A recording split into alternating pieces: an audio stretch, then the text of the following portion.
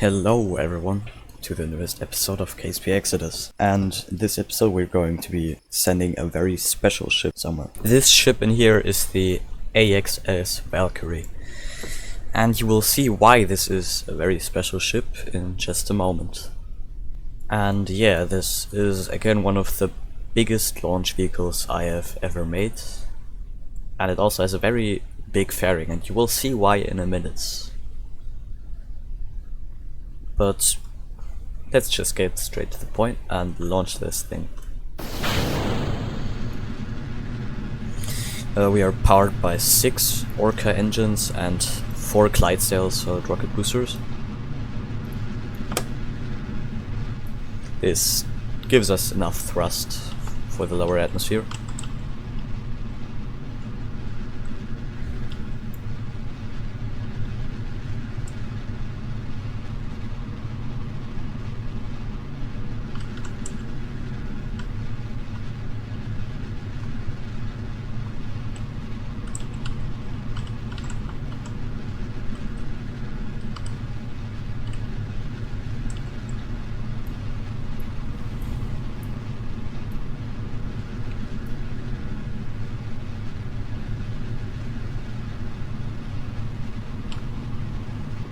And we are now just cutting through the upper atmosphere.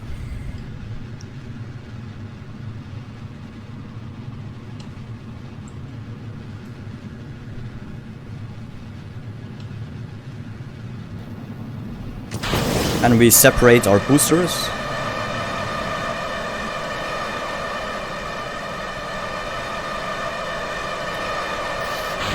And we can separate our lower stage.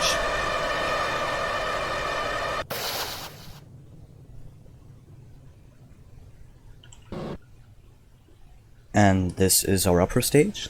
And this is actually a very special upper stage, because the engines we are using, the Deinonychus 1D, that's just how I'm gonna pronounce it, it is not fueled by liquid fuel and oxidizer like most engines, but in fact it is fueled by methane and liquid oxygen, or methalox for short. This gives us a lot more specific impulse, while it is still more dense than hydrolox or hydrogen and liquid oxygen. And also I just thought it was a bit unique, so why not? And we are now just starting our orbital insertion maneuver with again our methalox fueled engines, which are very nice, very efficient, but still produce a lot of thrust.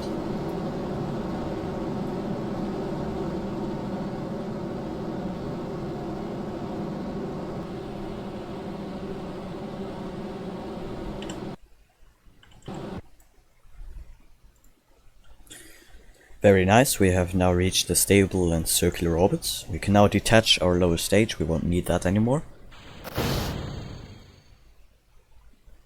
And now I can show you the true beauty of this ship.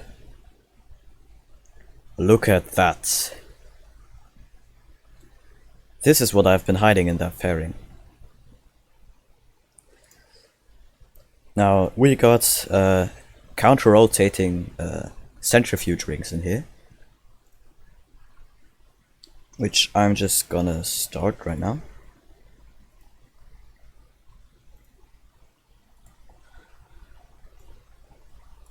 And you know what? There's so many things to unpack here. I'm just going to give you a little tour of the ship.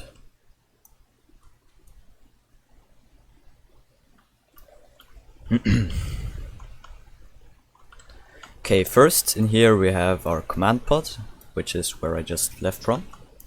This right here is our advanced mobile processing lab. This is where we can get our data, and yeah.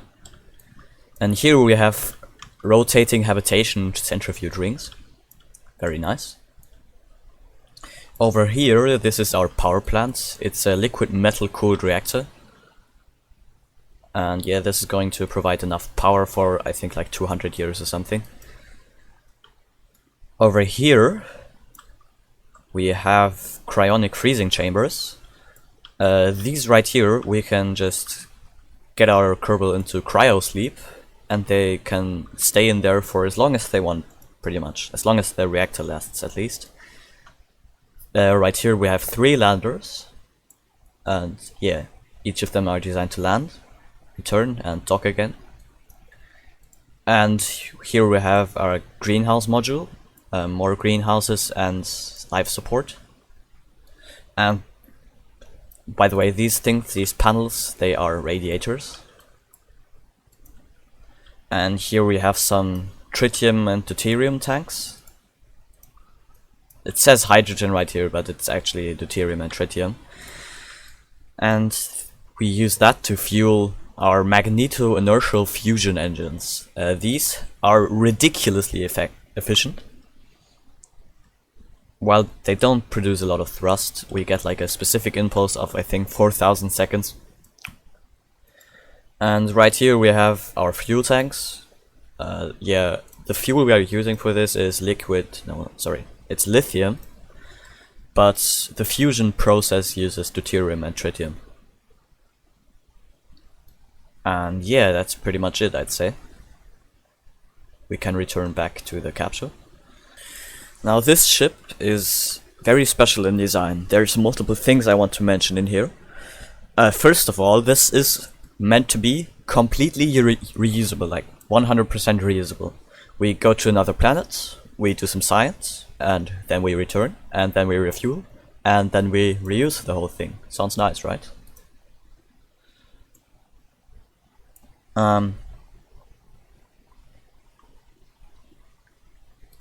Yeah.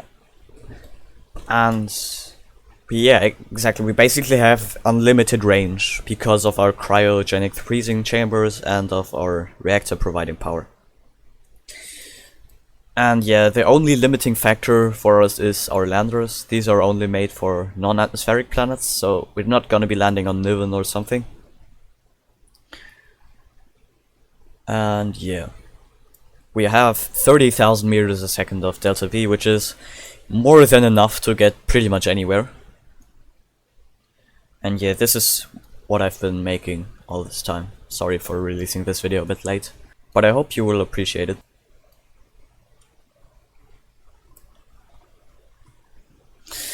Okay, we're actually going to be visiting 2 planets in one go right now. First of which is Thalia. Well, I mean two planets, but it's actually more like 3 celestial bodies.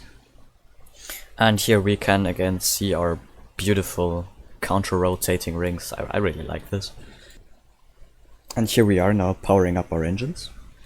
Yes, it looks like they are pulsing, but don't worry, they are actually providing constant thrust.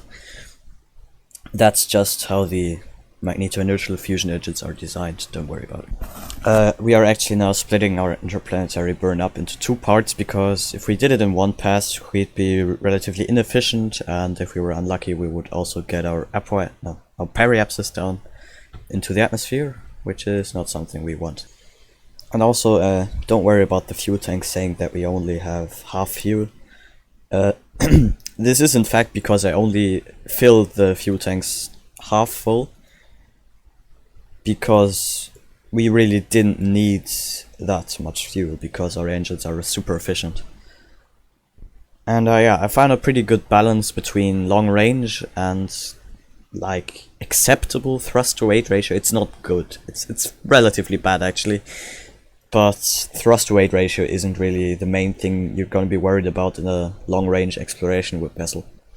And regarding the Cryo-Sleep, maybe we won't actually need it for this journey, because even without Cryo-Sleep, our Kerbals still have about 4 years of time they can spend in here, which is probably enough for what we are going to do in this episode. Trust me, there's gonna be more episodes with this vessel, but in this one we're only going to be visiting the inner solar system, which is Thalia, Eta, and Icarus, I think it's called. And we have now just approached the second part of our interplanetary transfer burn.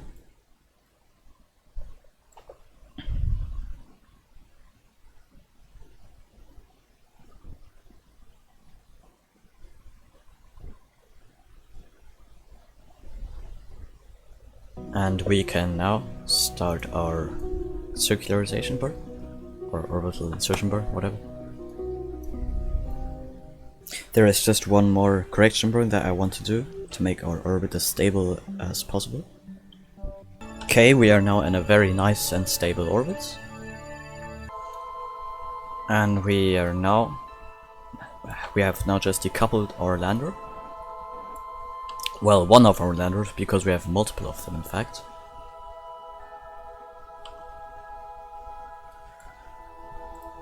Yeah, and this one is going to land on Thalia, right here. This lander, by the way, is powered by a small nuclear engine. It's called a candle. Basically just run fuel through an RTG and you have an engine.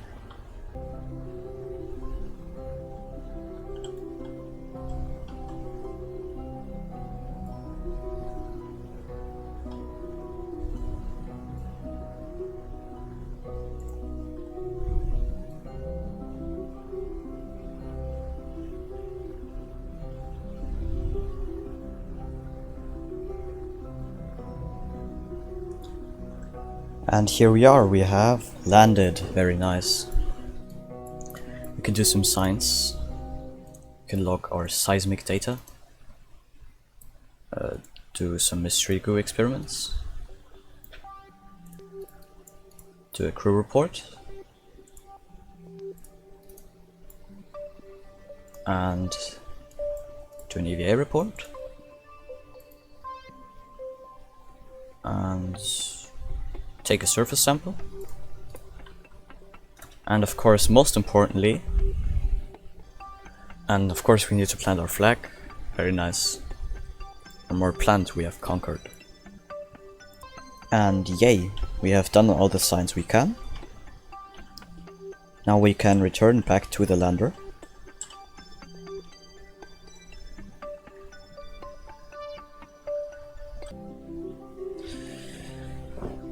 And now it is time for us to reascend from this planet's surface.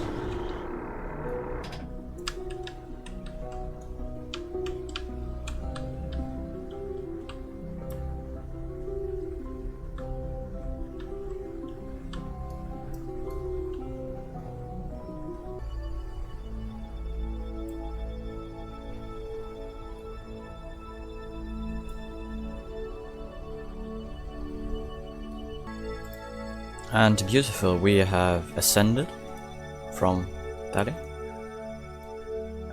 And we can now try to get a rendezvous with the mothership. And we are now just fine-tuning our approach to the mothership.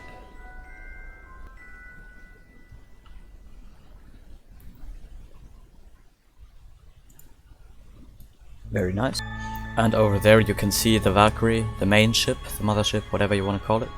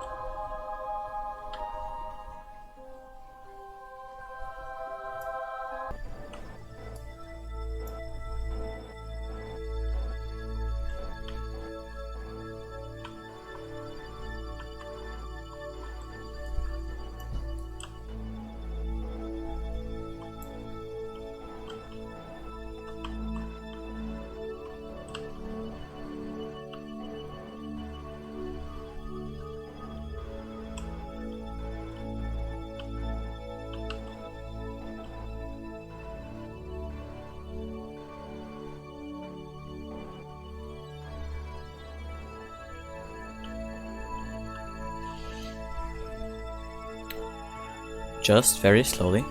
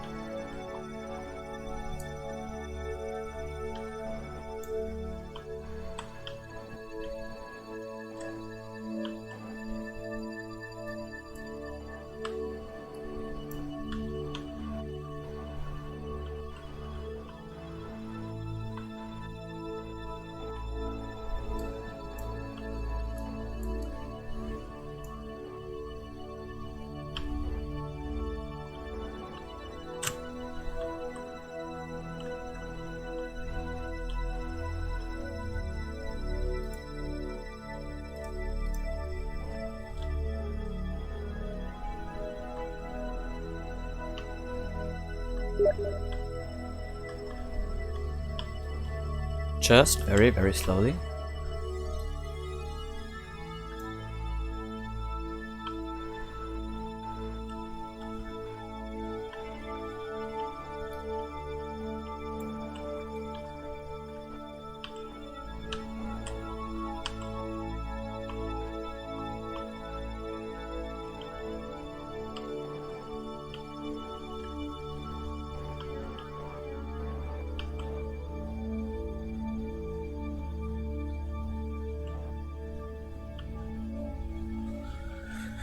And we have docked again, very nice.